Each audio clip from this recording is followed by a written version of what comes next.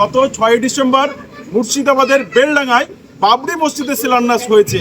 আর সেই আনন্দকে কেন্দ্র করে লালগোলার নদাইপুরে 14 পাতিলা খিচুড়ি প্রতিটি শ্রেণীর মানুষকে বিলিয়ে দেওয়া হচ্ছে। পাতিলাতে খিচুড়ি রান্না হচ্ছে, এই যে দেখুন পাতিলাতে খিচুড়ি রান্না হচ্ছে, এই যে দেখুন পাতিলাতে খিচুড়ি রান্না হচ্ছে। আচ্ছা, কি কারণে এখানে খিচুড়ি রান্না হচ্ছে? আমাদের বাবরি মসজিদের যে মানে একটা ইতিহাস ছিল, সেই ইতিহাসটাকে সাম্প্রদায়িক রাজনীতির কারণে ভেঙে গুড়িয়ে দেওয়া হয়েছিল। সেই ইতিহাসটা আবার উদযাপিত হচ্ছে আবার এই হুমায়ুন কবিরের নেতৃত্বে। সেই উপলক্ষে আমরা আনন্দের সহিত আমরা গ্রামবাসী সকলে মিলে আমরা ভাত এবং খিচুড়ি বিতরণের মাধ্যমে দিয়ে আবার উদযাপিত করছি আমরা। আপনার নাম? আমার নাম জিয়ারুল হক।